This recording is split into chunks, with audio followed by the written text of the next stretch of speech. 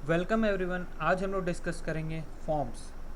तो बेसिकली हमारा एचटीएमएल में फॉर्म्स हम लोग बनाते हैं यूज़र के जो इनपुट्स होते हैं उनको कलेक्ट करने के लिए, और वो इनपुट हम लोग अपने बैकएंड में भेज सकते हैं और डेटाबेस में स्टोर कर सकते हैं।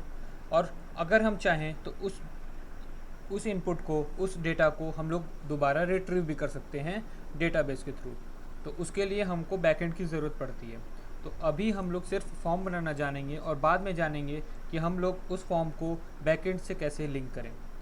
तो सबसे पहले फॉर्म बनाने के लिए हमारा जो टैग होता है एचटीएमएल में वो होता है फॉर्म टैग। अब जैसे ही हमने फॉर्म डाला, ये हमारा एक फॉर्म का एक टेम्पलेट तैयार हो गया है। अब फॉर्म तो बन गया है, लेकिन अगर हम इसमें कुछ सेव करेंगे और जब देखेंगे तो यहाँ पे भी कुछ नहीं हुआ है। क्यों? क्योंकि ये फॉर्म का बस अभी टेम्पलेट बना है, हमें इसमें इनपुट भी चाहिए। तो इनपुट के लिए हमारे पास होता है टैग इनपुट टैग। ये इनपुट टैग हमारा होता है किस लिए? इनपुट लेने के लिए। अब हम कुछ हमारे जो फॉर्म्स हैं, जैसे फॉर्म्स में हमारे एक्शन होता है, एक एक्शन। ये एक्शन क्या करता है? यहाँ पे अगर हम कुछ लिख देता हूँ, मैं बैकएंड लिख देता हूँ, बैकएंड डॉट पीएचपी।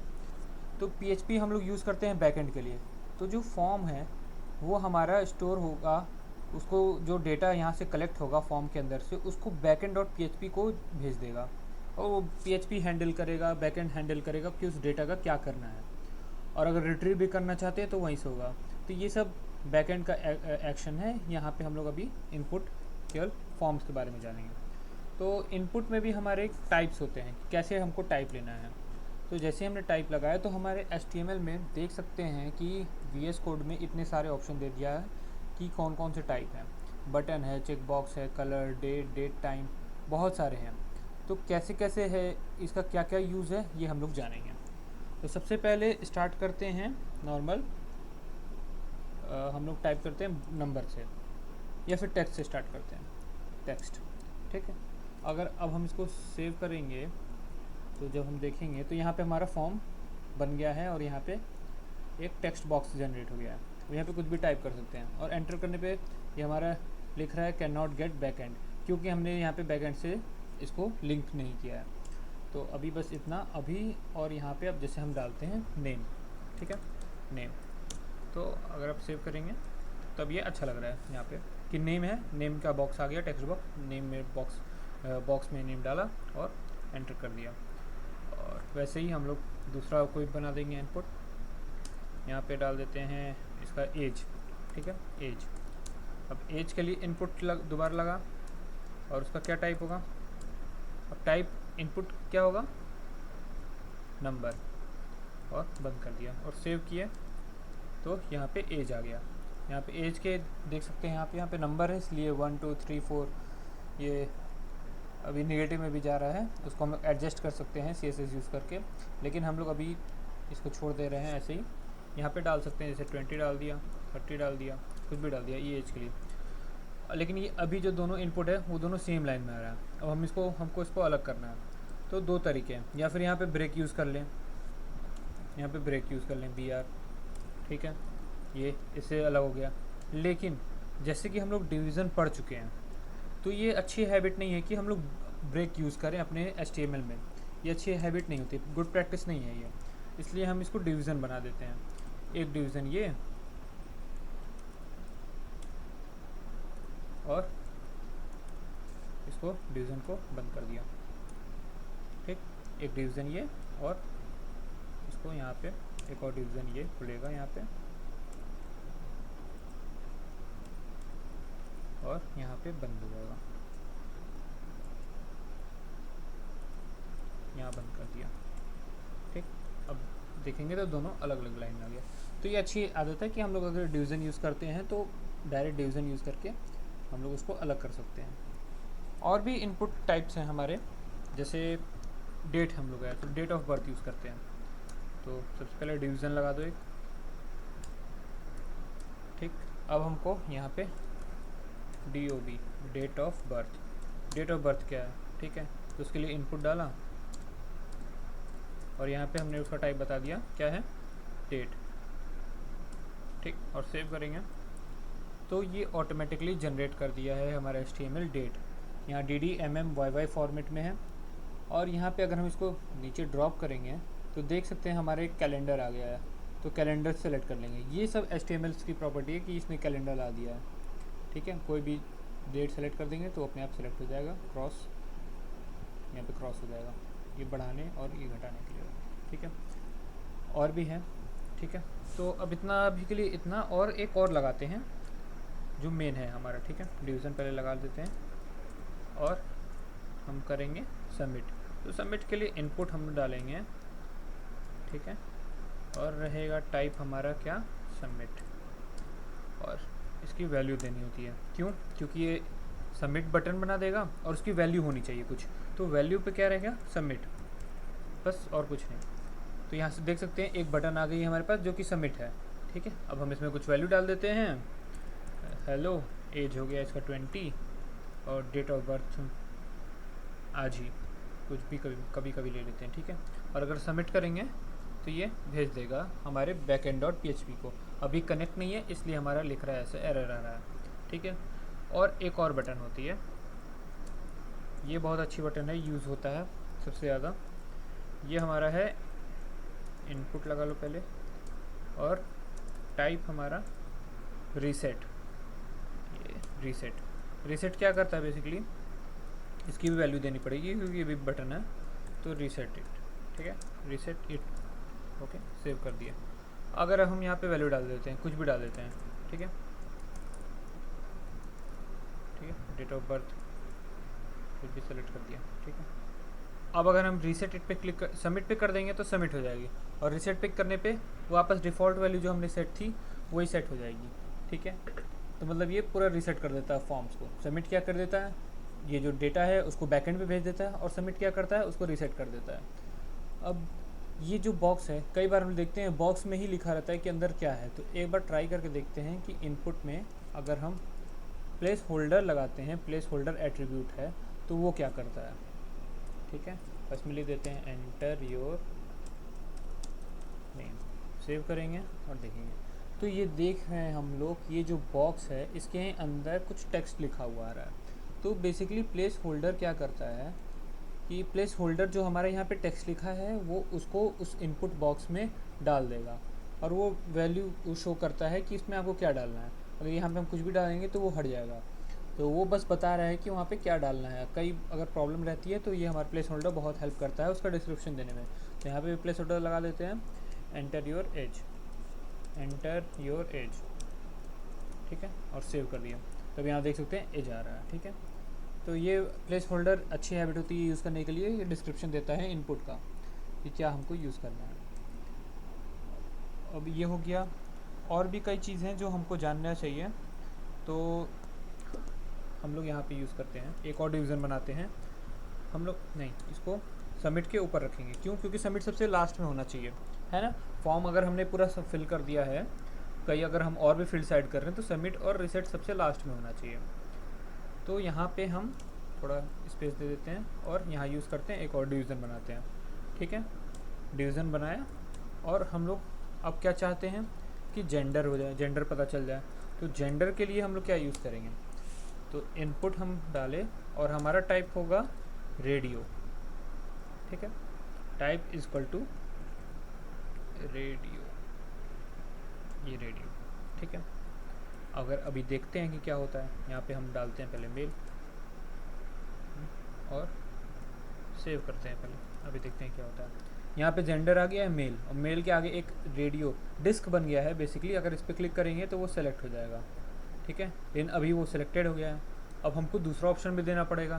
तो कुछ नहीं करना है, यहाँ पे हमको एक नेम एट्रीब्यूट होता है। तो हमने जब ये बताया कि बैकएंड में भेजते हैं, तो यहाँ पे तो ये जो हमने डिवीज़न बनाया या इनपुट दिया है, ये इनपुट मान लीजिए कि इनपुट दिया है, तो ये तो हमारे HTML के लिए हो गया। अब अगर हम इसको बैकएंड को भेजेंगे एक्शन के थ्रू, तो उस बैकएंड को कैसे पता चलेगा कि हमको नेम वाला ही एलिमेंट यूज़ करना है, एक्सेस करना है। तो उसके लिए हम लोग के पास एक एट्रीब्यूट होता है, नेम एट्रीब्यूट, ठीक है, नेम। तो यहाँ पे दे देते हैं माई नेम, ये कुछ भी दे सकते हैं, लेकिन ध्यान देने वाली बात ये है कि यहाँ पे जो हम नेम यूज़ कर रहे हैं, इसी नाम से, इसी वेरिएबल नेम से, माई नेम से ही backend डॉट php को हम लोग भेजेंगे कि ये वाला जो हमारा इनपुट एलिमेंट है ये हमको एक्सेस करना है, तो माई नेम से एक्सेस करेंगे। अगर इसका हम भेज रहे हैं तो इसका नेम अगर हम बनाते हैं, ठीक है, तो यहाँ पे हम डाल देते हैं माई एज। और तो जब ये जाएगा बैकएंड को तो फिर इसको एक्सेस करने में इजी होगा कि हमको अगर माई एज एक्सेस करना है, यहाँ पे हमने कुछ भी एज डाला यहाँ पे, ठीक है, मान लीजिए 20 डाला तो 20 तो स्टोर हो गया एज में, लेकिन वो स्टोर हो किस में हुआ, वो माई एज में स्टोर हुआ है। एक तरह का ये वेरिएबल बन गया है नेम, ठीक है। अब ये बैकएंड में भेजेगा और हम लोग उसका जो करना होगा वहाँ पे वो कर सकते हैं। तो यहाँ पे भी नेम लगा देते हैं। तो ये बेसिकली ये बैकएंड के लिए होता है कि बैकएंड को कैसे हैंडल करता है, और डेटाबेस के लिए होता है कि डेटाबेस को कैसे हैंडल करता है, माई DOB, ठीक है। तो सिमिलरली यहाँ पे हम लोग भी लगाएंगे नेम, ठीक है। नेम लगाया क्या, जेंडर, क्यों, क्योंकि ये जेंडर है, ठीक है। अब हम फीमेल भी बनाना है तो फीमेल बनाया, ठीक है। फीमेल के लिए भी इनपुट दे देंगे, इनपुट दिया, टाइप इज इक्वल टू क्या, रेडियो, ओके। और अगर हम अभी नेम नहीं डालते हैं और हम इसको सेव करते हैं तो देखते हैं क्या होता है। मेल सेलेक्ट हो गया, ठीक है, फीमेल सेलेक्ट कर रहे हैं, फीमेल भी सेलेक्ट हो गया, लेकिन ये तो पॉसिबल है ही नहीं कि जेंडर मेल भी हो फीमेल भी हो। तो यहाँ पे हमने क्या गड़बड़ किया है, गड़बड़ कुछ नहीं किया है, हमने जो नेम था वो नेम ही नहीं डिफ़ाइन किया है। तो यहाँ पे नेम डिफ़ाइन कर देंगे और सेम रखेंगे जो हमने यहाँ पे जेंडर रखा है। ऐसा क्यों हो रहा है मैं अभी बताता हूँ। देखिए, अगर अब हम सेव करते हैं और अगर हम मेल को सिलेक्ट करते हैं तो मेल सेलेक्ट होगा, फीमेल को सिलेक्ट करते हैं तो फीमेल सेलेक्ट होगा। ऐसा अब क्यों हो रहा है, क्योंकि जेंडर जो है वो एक ही हो सकता है और ये सेंस भी बना रहा है कि हाँ या तो आप मेल होंगे या फीमेल होंगे या अदर होंगे, तो अदर का भी अभी हम बना लेंगे। तो एक तो हमको ये सेंस कैसे पता चला कि उसको कि एक ही लेना है, तो हमने नेम में डिफ़ाइन कर दिया जेंडर, ठीक है। तब अब ये दो इनपुट हमारे सेम नेम के हैं, तो या फिर ये वाला इनपुट जाएगा या फिर ये वाला इनपुट जाएगा। तो ये हमने ये सेलेक्ट होगा मेल या फिर फीमेल सेलेक्ट होगा। जब मेल सेलेक्ट करेंगे तो ये वाले नेम में जेंडर स्टोर हो जाएगा क्या, मेल, और ये वाला जो है हमारा फीमेल स्टोर हो जाएगा, फीमेल। तो यहाँ पे हम लोग एक्सेस कर लेंगे आराम से बैकएंड में कि ये हमारा मेल है ये फीमेल है। आप चाह रहे हैं एक और हो जाए तो ठीक है, लीजिए अदर, एक और ये इनपुट हो गया, ठीक है।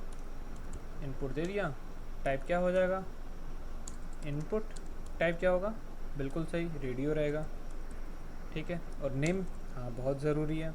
अगर हाँ देख लेते हैं एक बार कि भाई क्या हो रहा है, अगर नेम नहीं बनाते हैं तो ठीक है सेव करते हैं। नेम की इंपॉर्टेंस देखना है हमको, ठीक है, मेल फीमेल, ठीक है। अब मान लीजिए फीमेल है और उसने अदर पे भी क्लिक कर दिया, ले भाई फीमेल भी सेलेक्ट हो गया अदर भी सेलेक्ट हो गया, लेकिन ये तो पॉसिबल ही नहीं है। तो यहाँ पे हम इसको नेम दे देंगे, नेम दे दिए। और अगर हम यहाँ पे नेम कोई और टाइप करते हैं, मान लीजिए जेंडर में, जेंडर की स्पेलिंग हमारी गड़बड़ है, हमने जेंडर की स्पेलिंग हमने ये रख दी, ठीक है, जेंडर 1 डाल दिया और सेव कर दिया। तो देख सकते हैं अदर सेलेक्ट कर दिया, फीमेल भी सेलेक्ट कर दिया, यहाँ पे इन दोनों में तो ऑप्शन है, इसमें नहीं ऑप्शन है। तो इससे साफ पता चल रहा है कि हमारा जो नेम है वो सेम रहना चाहिए रेडियो टाइप में। अब इन तीनों में से कोई भी एक सेलेक्ट होगा, देख लीजिए कोई एक, ये पॉसिबल नहीं है कि दो सेलेक्ट कर लें। तो ये था हमारा नेम एट्रीब्यूट की इम्पोर्टेंस कि वो क्या करता है, वो बैकएंड को भेजता है कि कोई एक ही सेलेक्ट होगा। क्यों, क्योंकि ऑप्शन है, सेंस बना रहा है इस बात का। आप समझ रहे होंगे कि ऑप्शन आपने 2 दे दिया तो उसमें से एक ही ऑप्शन ले सकते हैं। तो ये अच्छी हैबिट है कि आप नेम यूज़ किया करिए, ठीक है। और एक और होता है, ठीक है, डिवीज़न लगाते हैं, पहले डिवीज़न लगा लिया। एक और हमारा इनपुट टाइप है, लगाते हैं, पहले इनपुट डाल दिया और टाइप, ठीक है। अब टाइप देखना, इनपुट टाइप कौन सा मैं बताना चाह रहा हूँ, वो टाइप है आपका ये रेडियो हो गया, चेक बॉक्स। तो चेक बॉक्स के लिए क्या है, चेक बॉक्स है, ठीक है। और इसमें हम डालते हैं आर यू एलिजिबल, ठीक है, एक क्वेश्चन मार्क हो गया, या तो यहाँ पे हो गया आर यू एलिजिबल और सेव करते हैं, ठीक है। अब देख सकते हैं कई बार आपसे पूछा जाता है आर यू 18+, तो आप एक चेक बॉक्स रहता है उस पर बस टिक कर देते हैं, लो भाई टिक हो गया। तो यही वो ऑप्शन है कि अगर आप यहाँ पे नो और यस दे देंगे तो इसके साथ भी सेम कंडीशन है। चलिए ट्राई कर लेते हैं, यस, ठीक है, चेक बॉक्स, यहाँ पे नेम दे दो, ठीक है, क्या है, एलिजिबिलिटी है तो एलिक डाल देते हैं, ओके, शॉर्ट फॉर्म है, ठीक है। और नो, दूसरा ऑप्शन भी दे दिया हमने, और उसके लिए भी इनपुट दे दिया और टाइप दे दिया, क्या है, चेक बॉक्स, ठीक है, और इसका भी नेम दे दिया, क्या, एलिक, ठीक, लो भाई सेव कर दिया। अब इसमें भी देख लेते हैं क्या ऑप्शन मिल रहा है हमको, आर यू एलिजिबल, नो, अरे यस, तो यस पे तो हो गया, अब नो पे करके देखते हैं, ये इस पर भी हो जा रहा है, क्यों, क्योंकि चेक बॉक्स हमारा ऑप्शन नहीं देता है। अगर हमको यहाँ पे ऑप्शन ही क्रिएट करना रहता तो रेडियो ही नहीं हम लोग यूज़ कर लिए रहते। सेंस बना रहा है बात का, आप समझ रहे होंगे कि यहाँ पे अगर हम ये चेक बॉक्स दिया है तो ये कोई ऑप्शन तो नहीं है, ये हम लोग का तरीका तो गलत है ना, कि हमने यहाँ पे यस भी किया है और नो भी किया है, हमने ये चेक बॉक्स यूज़ कर रहे हैं, चेक बॉक्स तो कोई ऑप्शन नहीं दे रहा है। रेडियो वाला ऑप्शन समझ में आ रहा है, ये ऑप्शन दे रहा है आपको, ठीक है, लेकिन चेक बॉक्स ऑप्शन नहीं देता है। हम लोग सबसे ज़्यादा यूज़ कहाँ करते हैं चेक बॉक्स, आप जब कोई फॉर्म्स एक्सेप्ट करते होंगे, कोई भी टर्म्स एंड कंडीशन आप पढ़ते होंगे, तो पूछता है do you accept the terms and condition, तो उस पर आप टिक कर देते हैं। और भी कुछ रहता है, आर यू 18+, टिक कर देते हैं, आर यू ग्रेजुएटेड, तो आप टिक कर देते हैं। तो बेसिकली ये कई सारे ऑप्शंस आपको दे देता है, लेकिन ये ऑप्शंस नहीं है, ये आपका दिया हुआ है कि आप हैं या नहीं हैं। तो अगर हैं तो ठीक है, नहीं है तो नहीं है। ऑप्शन तो यही हो गया कि यस करना है तो इस पर क्लिक कर दिया, नो करना है तो इस पर कर दिया। तो ये हमारा तरीका गलत है, तो ये हम यूज़ नहीं कर सकते हैं। क्यों, क्योंकि ये ऑप्शन नहीं क्रिएट करता है। तो इससे हम लोग का एक और चीज़ क्लियर हो गया कि ऑप्शन के लिए रेडियो यूज़ करेंगे और ऑप्शन नहीं चाहिए तो चेक बॉक्स यूज़ करेंगे। तो अभी के लिए इतना ही, मिलते हैं अगले इसके सेकंड पार्ट में, क्योंकि हमें अभी और भी चीज़ें जाननी है कि जैसे टेक्स्ट हमने यहाँ पे इनपुट लगाया है, ठीक है, टेक्स्ट एरिया क्या होता है, ठीक है, कैप्शन कैसे लगाते हैं, लेबल क्या होता है, बहुत सी चीज़ें हैं, उसको भी जानना है हम लोग को। तो हम लोग अभी जानेंगे अगले लेक्चर में। अभी के लिए इतना ही, थैंक यू।